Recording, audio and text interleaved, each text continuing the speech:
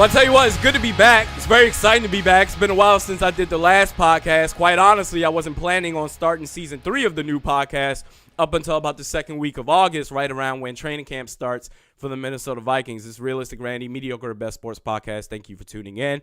Now, I guess we're going to start season 3 right now. Screw it, because something came up that I found particularly interesting. So, anyway, before I get started with this, full disclosure, I'm a Minnesota Vikings fan. The reason for that is because I watched Randy Moss play for the first time in 2000. And that was around the time, and I was in middle school. That was around the time that I started paying close details to sports as far as trying to figure out what team I'm going to be a fan of, because I grew up in the D.C. area. All I knew about football up until that point was Cowboys versus Redskins. That was pretty much all I knew. And then the Redskins, if they beat the Cowboys, that was pretty much their Super Bowl. But I never really identified with the Redskins. That was just never my thing. But anyway, I watched Randy Moss play. I was like, damn it, that's it. I'm a Vikings fan. Let's go. Let's do this. And I've been a Vikings fan ever since for, 18 years up until this point. So anyway, having said that, I'm very objective. I like to think that I'm fair. I call myself Realistic Randy for a reason. I'm not going to wear purple shades and wave the purple pom-poms and tell you how good the Vikings are all the time without any objectivity. That's just not who I am. So anyway, having said that, something interesting came up. Now, this debate, as far as this topic, has been going around for, I don't know, like the last umpteen years. But something interesting came up. The great Jerry Rice got out in public on stage with Charles Barkley and said this. 22,895 yards. Keep on. 208 touchdowns. 15 Super Bowls. I'm the best football player of all time. Yeah, that was Jerry Rice saying that he's the greatest football player of all time. Now, in all honesty, I don't think it's really fair to say who the greatest football player is of all time, because football is the ultimate sport. You can't do one without the other in that sport. That's just not how it works. But I do think it's fair to talk about the best player at that particular position. Okay, now Jerry Rice, he says he's the greatest football player of all time, so obviously he thinks he's the greatest receiver of all time. And many people think that he is. Okay, now the 3 guys that come up in this conversation: Jerry Rice, Randy Moss, and Terrell Owens. Now, the thing that we can just not necessarily dismiss, but what we can accept is that, look, they broke basically every single record. They've got all these numbers, all these stats, and that's all well and fantastic. But let's start with a couple of things. The reason why I think, first of all, before I even get into this, I think Randy Moss is the greatest receiver of all time. Let's not get that twisted in any way whatsoever. Having said that, hey, you're just a Vikings fan. You have no objectivity. You have all these Vikings memorabilia everywhere, so I'm not going to take anything you say seriously. Well, that is your prerogative. It's a, free country, do whatever it is you want. Having said that, you see this plaque behind me right there, okay? Just like I became a Vikings fan because of Randy Moss, I became a Dallas Mavericks fan because of Dirk Nowitzki, right? Dirk Nowitzki, I watched him play in 2000. The same year I became a fan of the Vikings and the Mavericks. I watched Dirk Nowitzki play. I was like, damn, this dude is good. I'm a Mavericks fan. Let's go. Having said that, Dirk Nowitzki is not better than Tim Duncan as far as the greatest power forwards of all time. Now, I do think he's a lot better than what the big panelists and TV and Colin Cowherd, after Dirk Nowitzki broke the 30,000 point barrier.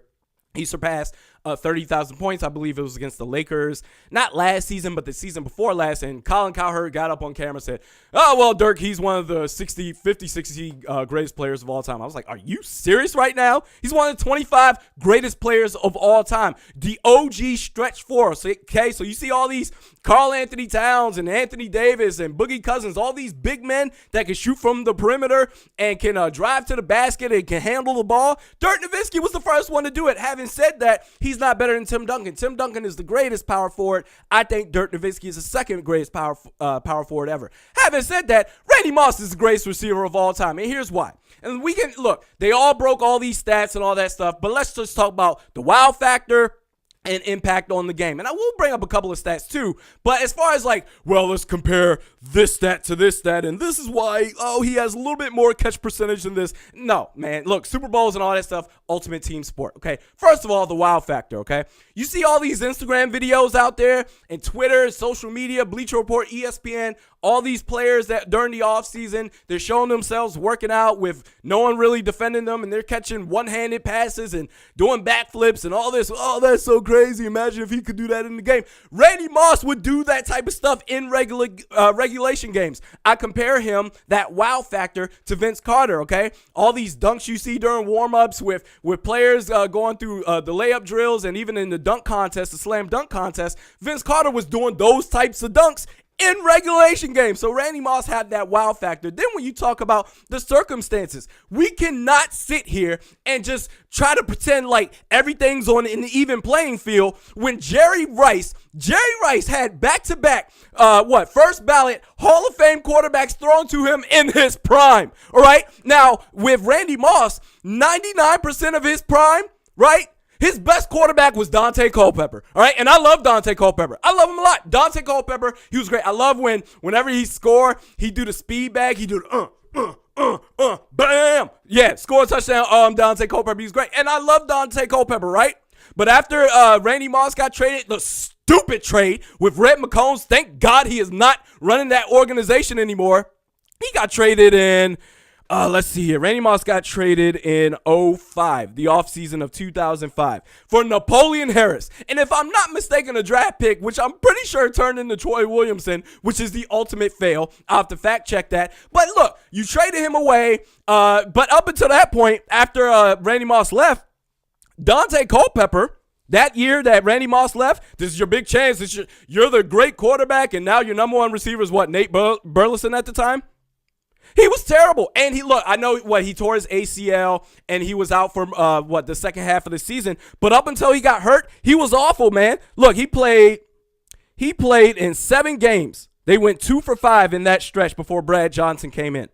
His stats up until that point, 6 touchdowns and 12 interceptions. Now, the year before when Randy Moss was last there, 39 touchdowns and 11 interceptions. That's the Randy Moss effect. This is a sport, okay? This is a sport where typically the quarterback makes the receiver. Randy Moss is the one receiver. I would say there's 2 other receivers that can make a quarterback, as far as that I've seen in my eyes, that can make a quarterback better than what they actually are. I would say DeAndre Hopkins is the first one that comes to mind. As far as recency, no, as far as one of the latest receivers out there, and then Larry Fitzgerald, okay? Randy Moss was the OG dude to do that, okay? This dude had, Gus Farad and Dante Culpepper and a bunch of other guys, a bunch of other bums throwing them the ball, made them look a lot better than what they actually were. Compared that to Jerry Rice, you had Joe Montana and Steve Young throwing to you your entire prime. Are we serious right now? So hey, look, the one time, let's get this straight real quick.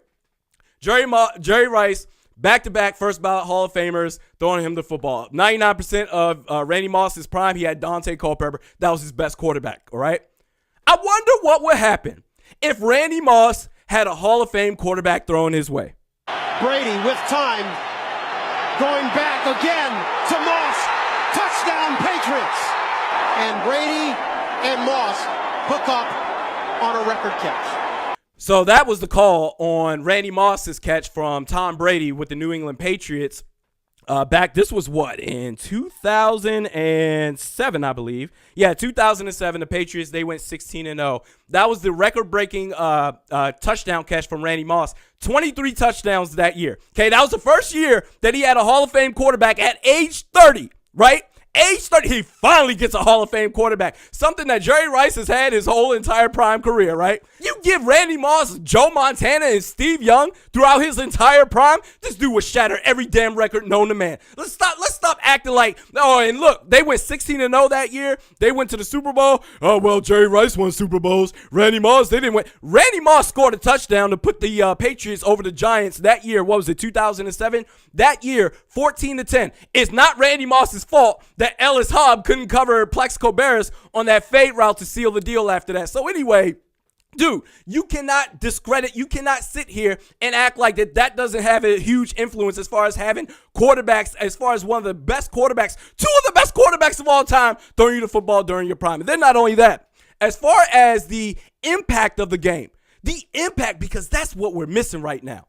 The impact of the game that Randy Moss had. Now, look, I compared Randy Moss to Vince Carter as far as the wow factor, but he's also comparable to a second NBA player, and I say Steph Curry, right? Steph Curry once he passes half court, he is a legitimate threat to score the basketball. He could just bust a three right in your face, or because you're on defense, if you're guarding Steph Curry, you got so many things to worry about because, again, if he crosses half court, you have to be on high alert right away. But what happens is because you're so focused, you can't take any chances. All of a sudden, when you think Steph Curry is going up for a shot, once he passes the half court line, you go from the balls of your feet up to your toes, and Steph Curry could easily blow by you, go for an easy layup, or worst case scenario, drive to the basket and dish it out to a wide open Klay Thompson or a Kevin Durant for a wide open shot. That's the impact of the game that he has because of that seriousness of being able to drop a three-pointer from 40 feet from the basket, okay? Randy Moss had that same effect, man. Look, and people say, well, you know what? He was only a deep threat guy. He wouldn't go across the middle. So the hell what?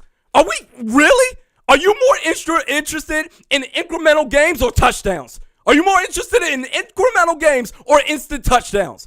Get out of here, man. If you need somebody to score the ball, right, or score a touchdown, you're down. Oh, man, we need one play. Randy Moss is that guy, no questions asked. But anyway, as far as the impact on the game, look, Randy Moss was the deep ball to Randy Moss was a legitimate threat every single snap. And if you're on defense, you can't just have a single high safety. You got to have two safeties. You got to have cover two. And all of a sudden, you're so worried about that deep pass, and all of a sudden, Randy Moss can act like, oh, I'm about to go fly route. Oh, suddenly come back for a curl route. Or it opens things up for the other receivers, right? Everyone's so focused on Randy Moss, and now all of a sudden, other guys can step in and have career years themselves. And obviously, he makes the quarterbacks look good. So anyway, look, man, I'm not taking anything away from Jerry Rice, okay? I'm really, really not. He's one of the greatest receivers of all time.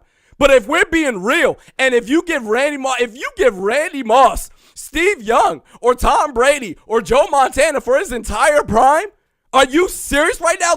All the records will be broken, and it will never be surpassed after that. So anyway, we do this once a week.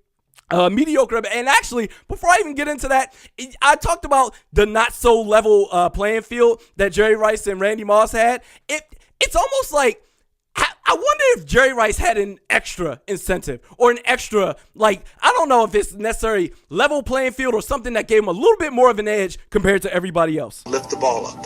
I know this might be a little illegal, guys. I just put a little spray, a little stick on them, just to make sure that texture is a little sticky. Stickum, along with all other adhesives, was banned by the NFL in 1981. Well, at least it wasn't Elmer glue that he put on his glove. So anyway, we do this once a week. Mediocre at Best Sports Podcast. The next podcast will be after I get back from family vacation around the second week of August. I appreciate everybody that supports this. You can subscribe on iTunes or YouTube. We will see you in August, baby. Let's go.